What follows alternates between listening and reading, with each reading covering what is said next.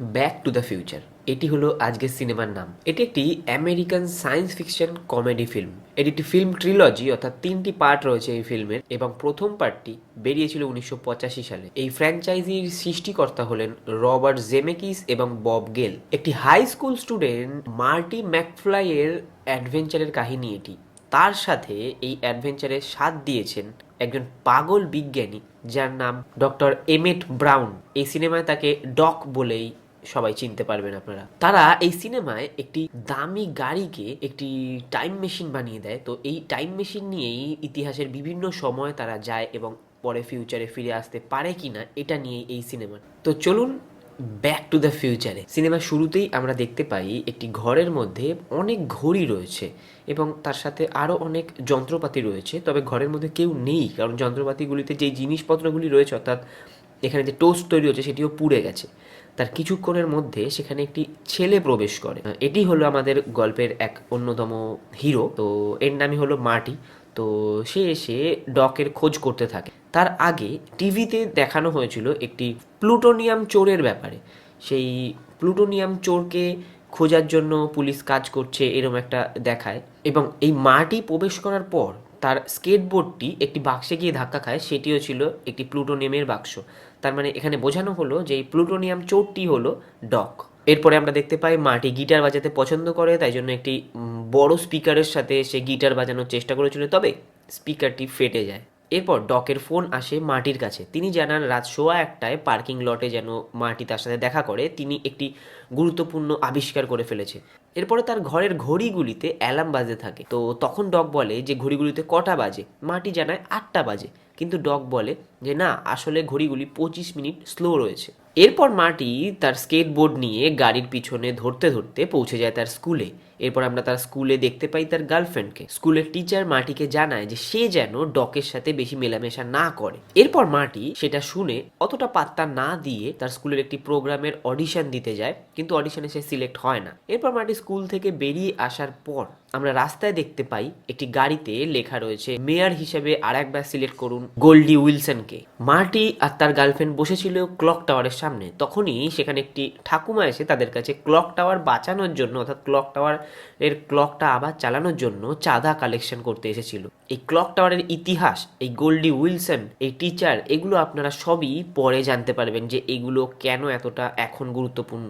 এরই মাঝে মার্টি তার গার্লফ্রেন্ডকে জানায় যে সে যেই গাড়িটি পছন্দ করে, অর্থাৎ টয়োটার একটি 4x4 গাড়ি, সেটি সে কোনো একদিন কিনে দেখাবেই। সন্ধে নামলে মার্টি পৌঁছায় তার বাড়িতে এসে দেখতে পায় যে তার বাবার সুপারভাইজার তাকে অনেক কিছু খারাপ খারাপ কথা বলছেন, অথচ তার সুপারভাইজারই তার বাবার গাড়িটি ভেঙে দিয়েছে। মার্টি তারপর তার বাবাকে জানায় যে তার বেরোনোর দরকার ছিল গাড়িটি নিয়ে, কিন্তু গাড়ি এখন তো ভেঙে গেছে। তার বাবা তাকে জানায় যে তার সুপারভাইজার তার থেকে অনেক উঁচু পোস্টে রয়েছে, তাই সে কিছু বলতে পারবে না তাকে। এরপর তার পুরো পরিবার খেতে বসার পর তারা আলোচনা করে যে তাদের মামা জেলে রয়েছে। এখানে তার মা তাকে বলে যে তার গার্লফ্রেন্ডকে ওনার অতটা পছন্দ নয়, তাই জন্য সে মেলামেশা করতে বারণ করে দেন, এবং তিনি জানান যে তিনি এই বয়সে এরকম ছিলেন না, তো তাই জন্য সেই মেয়েটির সাথে মেলামেশা করতে বারণ করে দেন। উনি বলেন যে উনি যখন এই বয়সে ছিলেন, জোয়ান ছিলেন, তখন তিনি কোনো ছেলের প্রতি এরকম ভাবে অ্যাটাচ হননি বা গাড়িতেও ওঠেননি কোনো ছেলের।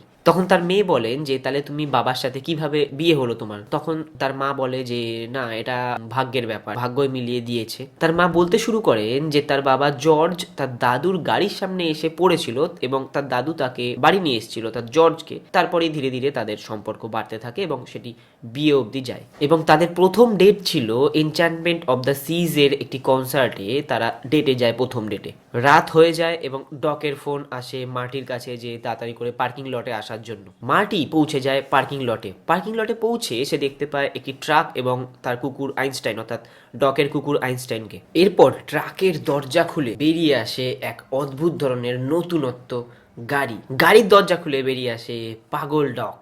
এই হলো প্রথম দেখা আমাদের ডকের। মার্টি গাড়ি দেখে খুশি হতে থাকে, কিন্তু ডক বলতে থাকে যে না, শুধু গাড়ি দেখে খুশি না হয়ে আমার এক্সপেরিমেন্টটা চলো তোমাকে দেখাই। এরপর ডক একটি ক্যামেরা ধরিয়ে দেয় তাকে এবং বলতে থাকে যে এটা শুট করো, আমি যেটা করতে চলেছি। এরপর ডক ক্যামেরার সামনে তখনকার টাইম বলতে থাকে, অর্থাৎ 1985 সালের 26শে অক্টোবর, এটা ডক তখন বলতে থাকে। এই সব কিছু বলা হয়ে গেলে আইনস্টাইন অর্থাৎ কুকুরটিকে গাড়িতে বসিয়ে দেয় ডক। আইনস্টাইনের গলায় ঝুলানো ঘড়ির সাথে ডকের ঘড়ির টাইম সম্পূর্ণ এক, সেটা দেখায় ডক ক্যামেরার মধ্যে। গাড়ির দরজা এরপর ডক বন্ধ করে দেয় এবং হাতে নিয়ে নেয় একটি কন্ট্রোলার। গাড়ি হয়ে যায় স্টার্ট। ডক মার্টিকে জানায় যে যদি তার ক্যালকুলেশন সবকিছু ঠিক থাকে তাহলে গাড়ির গতিবেগ 88 মাইলস পার আওয়ারে চলে যাওয়ার সাথে সাথে আমাদের সবার হুশ উড়ে যাবে, এটাই জানায় ডক মার্টিকে।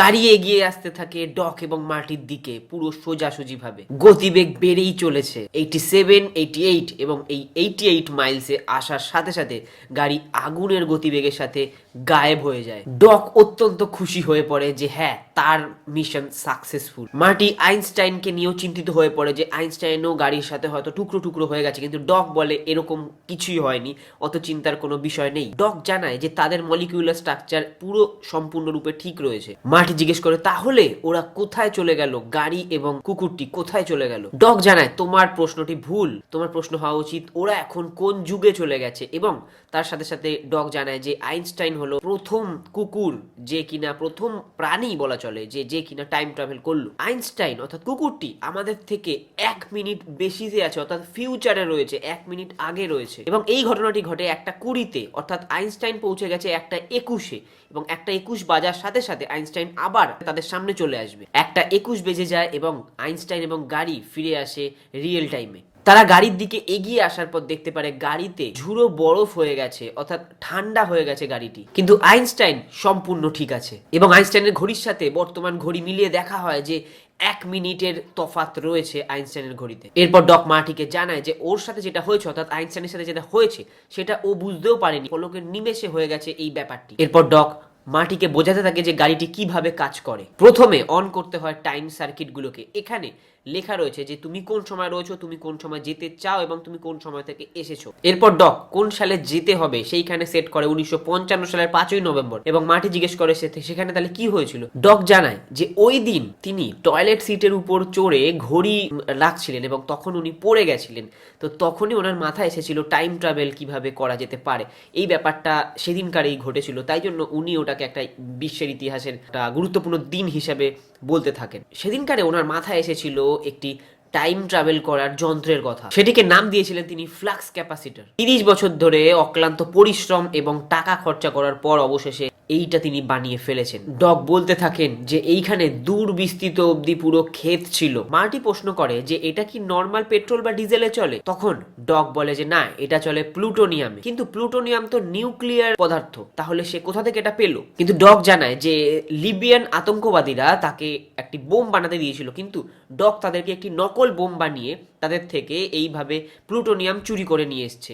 ডক এরপরে প্লুটোনিয়াম ভরতে যায় গাড়িটির মধ্যে। যেহেতু নিউক্লিয়ার পদার্থ তাই জন্য রেডিয়েশন স্যুট পরে তারা ভরতে যায় গাড়িতে। ডক ফিউচারে যাওয়ার জন্য তৈরি হচ্ছিল। মার্টিকে বলতে থাকে যে সে ফিউচারে গিয়ে দেখতে চায়, 25 বছর আগে গিয়ে দেখতে চায় যে কিরকম রয়েছে সবকিছু। হঠাৎ করে সেখানে পৌঁছে যায় লিবিয়ানসরা, অর্থাৎ যেই আতঙ্কবাদীদের কাছ থেকে ডক প্লুটোনিয়াম চুরি করেছিল তারা পৌঁছে যায়। তাই জন্য ডক বলে মার্টিকে যে পালিয়ে যাও এখান থেকে তাড়াতাড়ি করে। এইখানে ডকের মৃত্যু হয় লিবিয়ান আতঙ্কবাদীদের দ্বারা। তারা গুলি চালিয়ে দেয় ডককে এবং তারা সাথে সাথে মার্টিকেও মারার চেষ্টা করে। কিন্তু মার্টি কোনো মতে ওই গাড়িটি নিয়ে, অর্থাৎ টাইম মেশিন গাড়িটি নিয়ে পালাতে শুরু করে। পালাতে পালাতে গাড়ির স্পিড বাড়াতে বাড়াতে মার্টির গাড়ির স্পিড হয়ে যায় 88 মাইলস, অর্থাৎ এই স্পিডেই কিন্তু এই গাড়িটি টাইম ট্রাভেল করে ফেলে।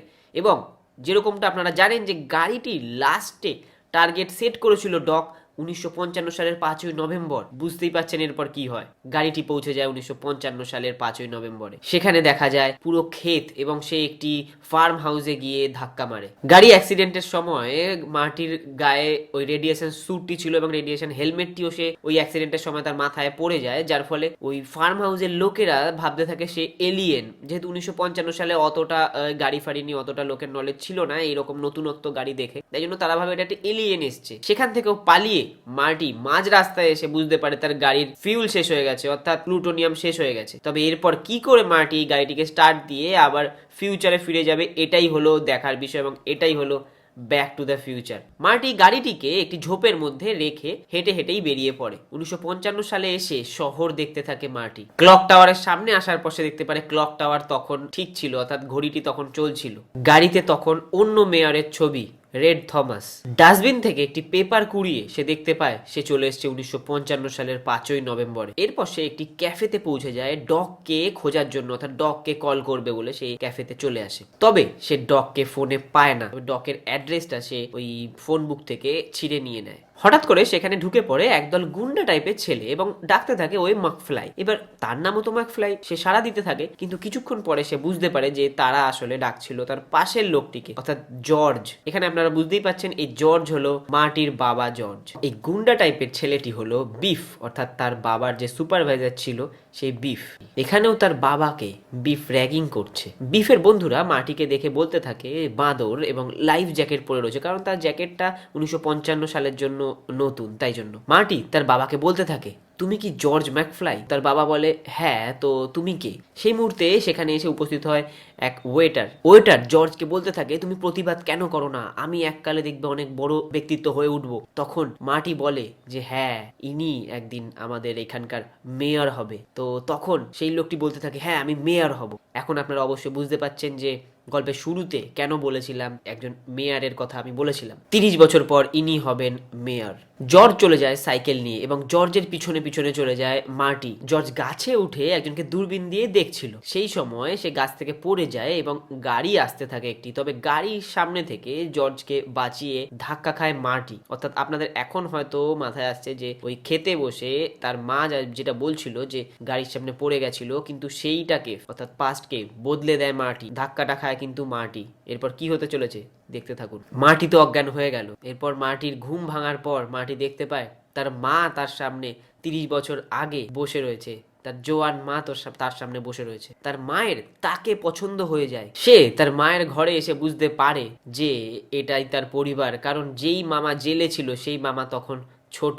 মার্টি তার দাদুকে প্রশ্ন করে যে রিভার সাইড ড্রাইভটা কোথায়, অর্থাৎ যেখানে ডকের বাড়ি। তো সে সেই অ্যাড্রেসটা জানতে পারে এবং অবশেষে সে পৌঁছে যায় ডকের বাড়িতে। ডক তখনও একটি পরীক্ষা নিরীক্ষা চালাচ্ছিল। সে তার মাথায় একটি যন্ত্র লাগিয়ে দেয় এবং এই যন্ত্রটি হলো মাইন্ড পড়ার যন্ত্র, যদিও সেটি কাজ করছিল না। এরপর মার্টি ডককে বোঝাতে থাকে যে সে ফিউচার থেকে এসছে, তবে ডক সেগুলিকে বিশ্বাস করছিল না, তাই ডক তাকে বাড়ি থেকে বের করে দেয়। কিন্তু ঘরের দরজায় এসে মার্টি বলে দেয় যে তার সাথে যেই ফ্লাক্স ক্যাপাসিটার বানানোর ঘটনাটা ঘটেছিল, যে সে পড়ে গেছিল, সেটা বলার পর ডকের বিশ্বাস হয় যে হ্যাঁ, এই কথাটা তো আর কেউ জানে না, তাহলে হয়তো সত্যিকারেরই এই ফিউচার থেকে এসেছে। তাই ডক তাকে আবার ঘরের ভিতর ঢোকায়। মার্টি এরপরে ডককে নিয়ে গাড়িটির কাছে এসে গাড়িটিকে দেখায়। ডকের ল্যাবে এসে সে তার ভিডিও ক্যামেরা থেকে, অর্থাৎ যেই ক্যামেরাটি গাড়ির মধ্যে ছিল সেই ক্যামেরা থেকে দেখায় যে কি কি করেছেন ডক 30 বছর পর। তো ডক সেগুলি দেখে খুব খুশি হয়। তবে যেই মুহূর্তে মার্টি ডককে জানায় যে এই গাড়িটি চালনা করার জন্য প্লুটোনিয়ামের দরকার, তবে প্লুটোনিয়াম তো এখানে এত সহজে পাওয়া যায় না 1985 সালের মতো, তার পরিবর্তে 1.21 জিগাওয়াটসের পাওয়ার প্রয়োজন।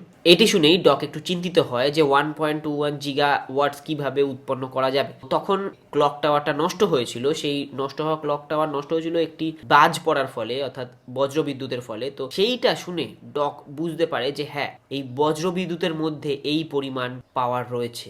ডক যদি কোনোভাবে গাড়িটিকে ওই বজ্র বিদ্যুৎ দিয়ে চালনা করতে পারে তাহলে মার্টিকে ফিউচারে পাঠানো সম্ভব হবে। কিন্তু ডক জানায় যতদিন না বজ্র বিদ্যুৎ পড়ছে এই কয়দিন যেন মার্টি কারোর সাথে দেখা না করে, কারণ তার তাহলে ফিউচার বদলে যাবে। তো ডক জিজ্ঞেস করে, তুমি এই আমার সাথে দেখা করার আগে কারোর সাথে দেখা করোনি তো? তখন মার্টি জানায় হ্যাঁ, মার্টি করেছে, তার বাবা, তার মা, তার প্যারেন্টসদের সাথে দেখা করেছে। যেহেতু সে পাস্ট পরিবর্তন করছে, অর্থাৎ তার বাবার ধাক্কা খাওয়ার জায়গায় সে ধাক্কা খেয়েছে, তার মায়ের তার বাবাকে পছন্দ হওয়ার জায়গায় তাকে পছন্দ হয়েছে, তার জন্য ধীরে ধীরে তাদের বড় সন্তান অর্থাৎ তার দাদা গায়েব হতে শুরু হয়েছে। এইভাবে যদি চলতে থাকে তার দিদি এবং তারপরে সেও গায়েব হয়ে যাবে, এটা ডক তাকে জানায়। তাই ফিউচারটাকে ঠিক রাখতে গেলে পাস্টকেও চেঞ্জ করা যাবে না, কিন্তু যেহেতু সে একটু চেঞ্জ করে দিয়েছে তাই তার প্ল্যান হলো এই কদিনের মধ্যে তার বাবা আর তার মায়ের মিলন ঘটানো, যার ফলে তারা জন্ম নেবে ভবিষ্যতে। যেহেতু মার্টি তার বাবা আর মায়ের মিলনে বাধা সৃষ্টি করেছে, তাই জন্য ডকের থিওরি অনুসারে তাদেরকে আবার এক করতে হবে। তাই ডক তাকে নিয়ে আসে, মার্টিকে নিয়ে আসে স্কুলের মধ্যে যেখানে তার বাবা আর মা পড়তে।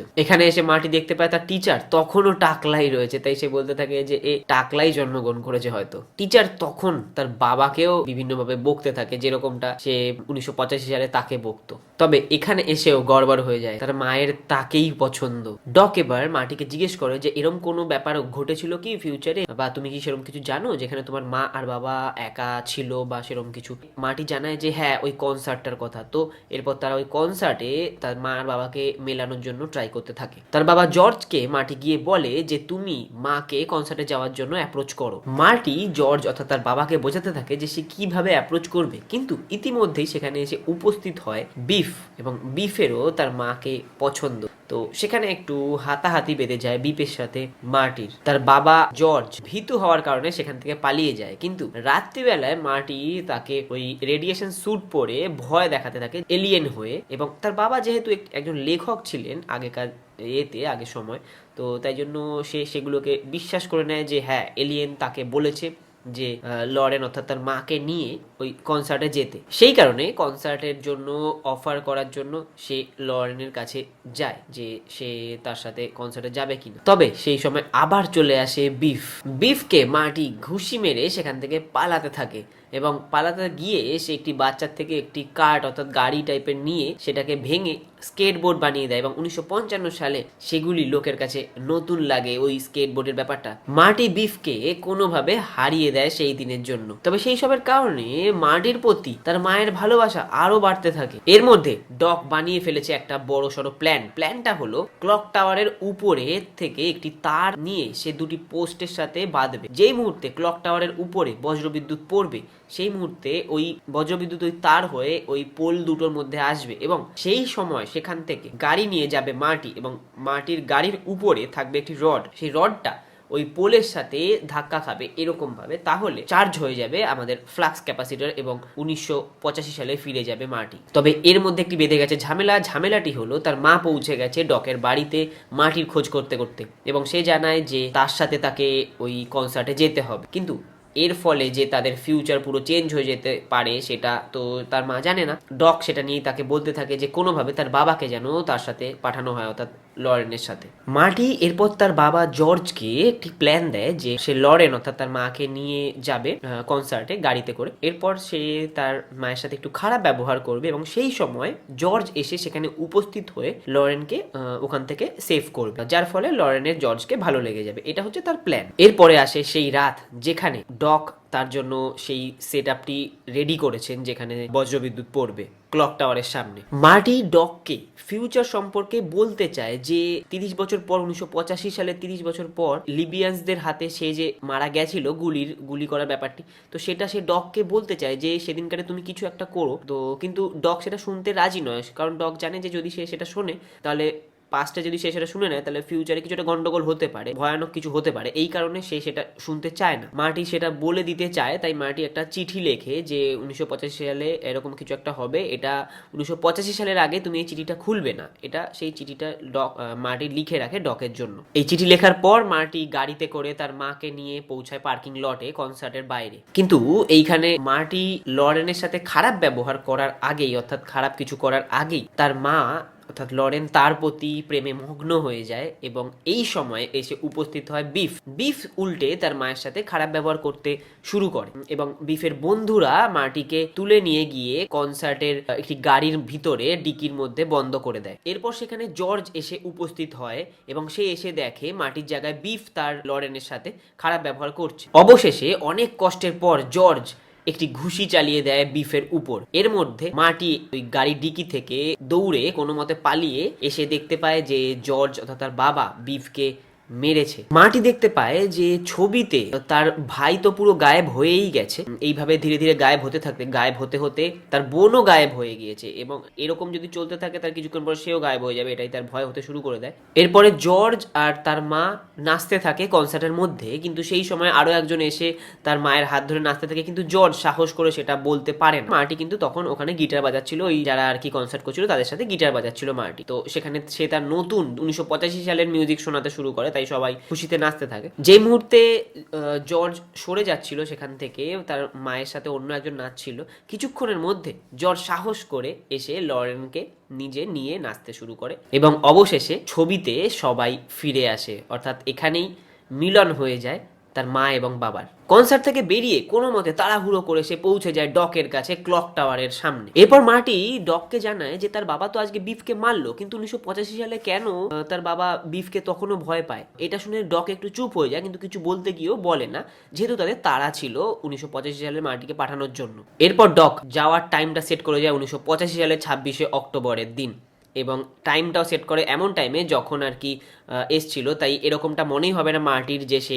এইখানে এসছিল। এরপর তারা একে অপরকে বলে যে একেবারে 30 বছর পর দেখা হচ্ছে, এবং তারা তাদেরকে বিদায় জানায়। ঝড় উঠতে শুরু করেছিল ইতিমধ্যেই। এই মুহূর্তে মার্টি ডককে সেই চিঠিটি দেয়, কিন্তু ডক সেই চিঠিটি ছিঁড়ে ফেলে দেয় এবং বলে যে না, আমি ফিউচার সম্পর্কে জানতে চাই না, এটা খুব ভয়ঙ্কর হতে পারে। তবে এর মধ্যেই ঘটে যায় এক বিপদ। একটি গাছের ডাল পড়ে ছিঁড়ে যায় তারটি। ডক দড়ি নিয়ে তার নিয়ে উপরে ওঠে ক্লক টাওয়ারের। এই তার জোড়ার জন্য চলে যায় সে উপরে। ডক উপর থেকে মার্টিকে জানায় যে সেই যেন তাড়াতাড়ি করে গাড়ি নিয়ে চলে যায়, এবং তার মধ্যে ডক এই তারটিকে জোড়া লাগিয়ে দেবে। গাড়ি নিয়ে একটু দূর থেকে আসতে বলে, কারণ 88 মাইলস তোলা একটু দূর থেকে ছাড়া সম্ভব নয়। এরপর মার্টি গাড়ি নিয়ে দূরে এসে ভাবতে থাকে যে কিভাবে ডককে বাঁচানো যেতে পারে। তো সে একটি প্ল্যান ভাবে যে এইটা যে টাইমটা সেট করা হয়েছে সেই টাইমটাকে সে 10 মিনিট আগে করে দেবে, তাহলেই হয়তো সে গিয়ে ডককে বলে দিতে পারবে যে ডক তুমি এখান থেকে সরে যাও বা সেরকম কিছু, তাহলে ওই লিবিয়ানসদের হাতে সে মারা পড়বে না, ডক মারা পড়বে না। এটাই তার প্ল্যান হয়। ডক কোনো মতে কষ্ট করে হলেও ওই তার দুটিকে এক করে দেয়, এবং বাজ পড়ে ওই টাইমে, যেহেতু তারা জানতো যে ওই টাইমে বাজ পড়ে, এবং তার ফলে গাড়ি 88 মাইলস পার আওয়ারে চলে যায়, এবং তারের সাথে সংঘর্ষ হওয়ার পর গাড়িটি 1985 সালে ফিরে যায়। 1985 সালে ফিরে আসার পর মার্টি দেখতে পায় যে তার পাশ থেকে তখন লিবিয়ানসদের গাড়িটি যাচ্ছে, কিন্তু মার্টি সঠিক টাইমে সেই জায়গায় এসে পৌঁছাতে পারে না, কারণ তার টাইম ট্রাভেলের গাড়িটিও স্টার্ট নিচ্ছিল না, যেহেতু একবারই যেতে পারবে, একটাই টাইম ট্রাভেল করতে পারে। তো তাই গাড়িটি স্টার্ট নিল। সে দৌড়ে এসে আসার পর দেখতে পায় যে লিবিয়ানসরা তখন ডককে মেরে দিয়েছে। সে সেই সময় তাকেও দেখতে পায় এবং ডককেও দেখতে পায়। তো সে দৌড়ে এসে ডকের কাছে আসে। ডকের কাছে এসে দেখতে পায় যে ডক হঠাৎ করে উঠে পড়েছে, কারণ তার ভিতরে ছিল বুলেট প্রুফ জ্যাকেট, এবং ডক তাকে দেখায় যে সে 1955 সালে থেকে চলে যাওয়ার পর ডক ওই ছেঁড়া কাগজটি জোড়া লাগিয়ে দেখে নিয়েছিল। এরপর ডক তাকে তার বাড়িতে পৌঁছে দিয়ে চলে যায় ফিউচারের উদ্দেশ্যে। বাড়ি এসে পরদিন সকালে ঘুম থেকে উঠে পড়ে মার্টি। ঘুম থেকে ওঠার পর মার্টি দেখতে পায় তার ঘরের পরিবেশ পুরো পাল্টে গেছে। তার দাদা বোন এরা সবাই চাকরি করে। হঠাৎ করে সে দেখতে পায় তার মা এবং তার বাবা এসছে, এবং তার বাবা এখন আর সেই বোকা বোকা মানুষটি নেই, এখন সে পুরোপুরি পাল্টে গেছে। এবং সে বাইরে এসে দেখে বিফ তাদের গাড়ি পরিষ্কার করছে। অর্থাৎ এই যে সে পিছনে যে জিনিসগুলো করেছিল, সে যাওয়ার আগে অবধি ফিউচার অন্য ছিল। টাইম ট্রাভেল এরকমই হয়, আপনারা যদি টাইম ট্রাভেলের সিনেমাগুলো দেখে থাকেন তো এরকমই হয়, পাস্ট চেঞ্জ করলে ফিউচারও চেঞ্জ হয়ে যায়। তো যেহেতু সে পাস্টটা চেঞ্জ হয়ে গেছে, ঘুষিটা মেরেছিল, তো তারপর থেকে তার ফিউচারও চেঞ্জ হয়ে গেছে। এটা একটা প্যারালাল ইউনিভার্সের মতো টপিক রয়েছে, এটা একটা হিউজ টপিক। বর্তমানে তারা অনেক বড় লোক, তার কাছে সেই টয়োটার গাড়িটিও রয়েছে। এমন অবস্থায় হঠাৎ করে উপস্থিত হয় ডক। তবে ডকের পোশাক আশাক পুরো পাল্টে গেছে। ডক এসে বলে তাদেরকে এক্ষুনি যেতে হবে, অর্থাৎ মার্টিকে যেতে হবে, কিন্তু মার্টি বলে আমি এখন গার্লফ্রেন্ডের সাথে থাকতে চাই। কিন্তু ডক বলে যে না, তুমি গার্লফ্রেন্ডকে নিয়েই চলো, তারও সমস্যা। তখন বলছে কি সমস্যা? তখন ডক বলে চলো। তবে এখানে দেখানো হয়েছে এখন ডক আর প্লুটোনিয়াম ইউজ করে না, এখানে এখন অন্য জিনিস, এখন বিভিন্ন রকমের বর্জ্য পদার্থ থেকে এসে কোনোভাবে বানিয়েছে, আপনার ফিউল বানিয়েছে। মার্টি ডককে জানায় এইটুকু রাস্তায় তো 88 মাইলস পসিবল হবে না গাড়ির স্পিড তোলা। তো তখন ডক জানায় এটার এখন আর স্পিড তোলার জন্য রাস্তার দরকার হয় না, এই গাড়িটি এখন উড়তে সক্ষম। এখানেই এই সিনেমাটি শেষ হয়। পরবর্তী পার্ট যদি আপনারা দেখতে চান অবশ্যই দেখাবো। ততক্ষণের জন্য চ্যানেলে থাকবেন, ভালো লাগলে সাবস্ক্রাইব করবেন। এরকম নতুন নতুন চলচ্চিত্র গল্প নিয়ে আবারও আসবো।